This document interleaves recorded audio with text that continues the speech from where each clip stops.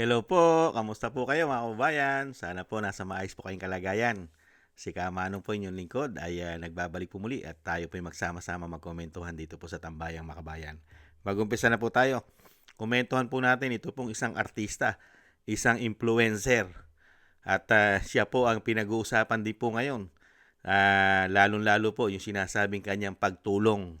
At ito po ay sikat. Sikat po ito mga kababayan at tinatawag po itong si Ivana Alawi. Komentuhan po natin. I-set up ko lang po mga kababayan. Komentuhan po natin. Ito po. Mag-umpisa na po tayo. Mas binatawan ng 1 milyong multa ng PAGCOR ang online gambling company na ine-endorso ng isang sikat na influencer. Kaugnay yan na pamahagi ng high-end cellphones. Nasa frontline ng balitang yan si Mobile Journal, Amy Atienza. iPhone 17 na. Mga kapatid, isa rin ba kayo sa mga nahumaling, naengganyo at sumali sa giveaway promo ng mga sikat na influencer? Tulad ng high-end gadgets, hinay-hinay lalo na kung naiuugnay ito sa mga gambling company. Kung saan, isa sa mga paraan para mag-qualify ay ang pag-follow o pag-comment sa mga online gambling platform. Sa budget hearing kanina sa Kamara para sa budget ng PAGCOR sa susunod na taon, ikinababahala ni Kamanggagawa Party List Representative Elijah Fernando ang tumataas na bilang ng mga influencer na nagpo-promote ng online gambling. Isa sa halimbawa dyan ang pamamahagi ng iPhone. Pinakasikat po, Ivana Alawi.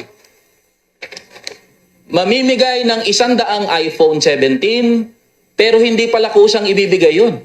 Dapat, ikaw muna ay mag-subscribe o mag-like doon sa isang online gaming platform. At wala po kahit saan dito yung pagsunod doon sa Standard Council, authority, merong approval po mula sa PAGCOR. Kinumpirma rin ni PAGCOR Chairperson Alejandro Tenco na walang permiso mula sa kanila ang pamamahagi ng high-end mobile phone. Ano po ang ginawa ng PAGCOR? We fined the online gaming company 1 million pesos and together with that gave them a stern warning na hindi na dapat maulit ito. Aniya, kung mauulit ito, mas malaking parusa ang maaaring ipataw sa naturang online gambling platform. Ipinatigil na rin ang naturang promotion. Dagdag Pambira. Penalty lang pala eh. Tuloy pa rin pala yung sugal eh. Hindi po ba? Ang kinundinan nyo lang yung pagpapamigay ng cellphone dahil high-end. Dahil hindi nyo kayang gawin. Hindi po ba? Dahil ang trabaho po ng mga congressman hindi po magpamigay, magnakaw at ilagay sa maleta, di umano. Kalaban naman natin, mga kababayan, patitigil at patatanggal na ang online gambling. Hindi naman pala. Pinatawan lang. Tuloy pa rin po ang sugal. Unbelievable. Kasi pinagkukunan po nila ng malaking buwis ang sugal. At yan pong mga buwis na yan naman ang mga pinagnanakaw nila, di umano. Hindi po ba? At syempre, yung online gambling nga pala, napupunta yan, di ba yung mga syntax, napupunta po yan sa PhilHealth. Hindi ba? Sa DOH. Kaya nga lang, di ba, ano po ginawa nila sa PhilHealth? Mga kabayan, kinuhanan po ng napakalaking pera. At yung mga syntax, hindi pa yata binigay.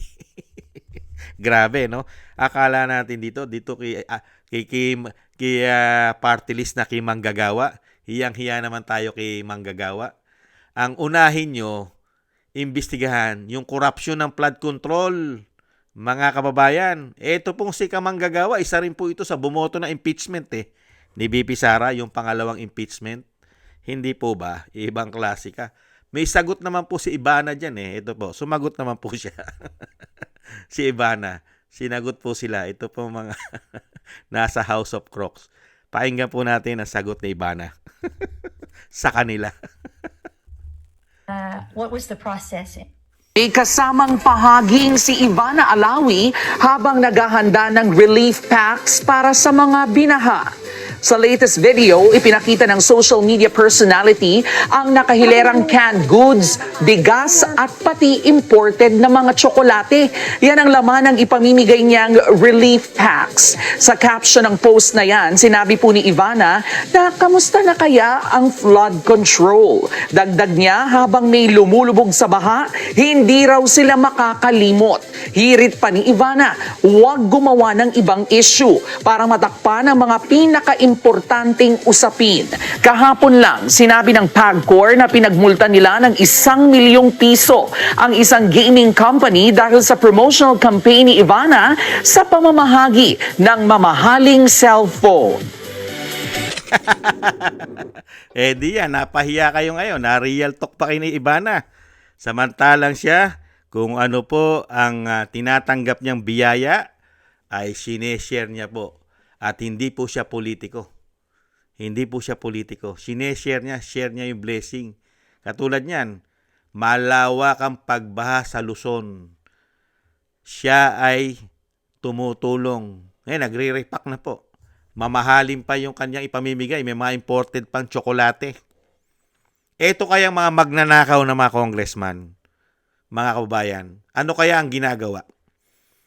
Impeachment? I-divert ang issue ng flood control. Hiyang-hiya naman tayo. Pinaputok po nila ng husto. 1 milyon lang naman pala yung fine na wag na sanang maulit. Hindi naman pala nila patitigil yung online gambling. Tuloy-tuloy pa rin pala. Kaya yan, binanatan kayo ng isang influencer katulad ni Ivana. Dahil si Ivana po, kinuha po siyang promoter o sinasabi nga, ina-advertise, isa po siyang modelo. Di ba? Kinuha siya ng isang online gambling na isang para endorse. At syempre, yun po ang kapalit. Magpapamigay ng mga cellphone, mga high-end, mga kababayan. Buti pa nga yung grupo ni Ivana nagpapamigay ng iPhone eh. Etong mga politiko pag panahon po ng halalan magbibigay lang ng 1,000 pero ang nanakawin po bilyon. Nanakawin po daan-daang milyon. Bibigyan ka lang 500. Bibigyan ka lang 1,000. Pinakamalaki na 5,000. Bibigyan ka. Pero ang nanakawin, bilyon. Daan-daang milyon ang nanakawin. Buti pa nga itong si Ivana. Hindi nagnanakaw sa gobyerno. Nagpapamigay ng iPhone. At tuloy-tuloy pa rin po yata ang pagpapamigay niyan, mga ayuda. Parang nung last time yata, meron pa yata tinulungan niya, pinagawan pa ng bahay Binilan pa ng lupa. Tapos binigyan pa ng ari-arian. Meron pa yata mga hayop pa, parang farm. Hindi po ba? Yung mga politiko natin, katulad po nitong si Manggagawa. Hindi po ba? Eli yata pangalan niya Manggagawa na yan, yung party list na yan. Na kumobra po yata ng malaki yan nung sumang-ayon sa impeachment ng Vice President. Hindi kaya? Kaya mga kababayan, mas paniniwalaan mo pa si Ivana. Si Ivana, yan. Unahin nyo ang flood control kasi hindi makakalimutan ng taong bayan hanggat may baha. Na-real talk po sila ni Ivana. Itong mga congressman nakatutok sa impeachment ng Vice President. Pero ang pinakamalaking problema ng bansa, korupsyon sa flood control. Hindi po ba? At si Ivana, pinagkukunan nyo rin ng malaking buwis yan. Mga magnanakaw na congressman, party list, mahiya naman kayo. Si Ivana Alawi ay napakalaki po ng ibinibigay ng buwis niyan. Real talk. At yung buwis na binibigay ni Ivana Alawi ay ninanakaw naman po ng mga politiko. Di umano. Hindi po ba? Dapat nga mahiya pa kayo kay Ivana Dahil malakas magbuwis yan. Dahil sikat. Kumikita ng malaki. Hindi po ba? Ang laki ng buwis. Pero yung mga congressman na makakapal ng mga pagmumuka, hindi na nga tumutulong sa problema ng bayan, nagnanakaw pa, nagpapahirap pa sa ating bansa. Wala naman nagagawang kabutihan. ni hindi nga napapababa ang presyo ng bilihin. Problema ng bansa, inflation. Puro yaw-yaw lang. Samantalang itong si Ivana tumutulong sa mga kapwa natin mahirap dahil may kakayahan siya. Hindi po ba? Ang mga politiko, tutulong lang po pag may halalan. At pag nagbigay na ayuda, may korupsyon pa rin. Di umano. Lagi pong may kabig. Ang mga politikong magnanakaw, lagi pong may kabig yan. Ganyan po yan. Nakita niyo po yung sa China, di ba? Pagka pasok tayo ng restaurant ng China, Japanese restaurant, yung pinaka yung hindi naman Buddha yun eh. Hindi naman Buddha yun, di ba? Yung gumaganon, puro pakabig. Ano ba tawag doon? Pag pumapasok tayo ng restaurant, di ba, merong maliit na figurine doon. O sinasabing laging nakaganon siya. Pampabuenas daw po yun eh. Yun ang mga figurine ng mga politiko. Ganyan. Puro pakabig. Ganyan po mga politiko sa ating bansa, mga magnanakaw. Puro pakabig, mga kabayan. Pagka naglabas, malaki kabig. Hindi po ba? Kasi ganyan ang ginawang proyekto nila sa atin eh. Ghost Project. Kaya mas maraming kabig. At nailagay pa sa maleta. At gumagamit din po sila ng alias. Ang mga politikong magnanakaw sa atin, real talk, gumagamit po na alias. Pati nga yung pera na nilagay sa maleta, may alias eh.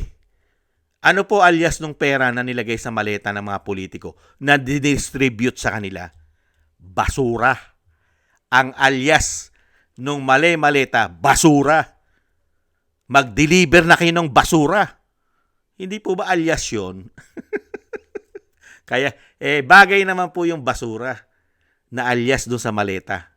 Na laman ng maleta, yung pera, basura. Kasi yung pagdadalan po, mga basura rin. Di umano. Kaya binabagay lang po sa alias. Basura. Hindi po ba?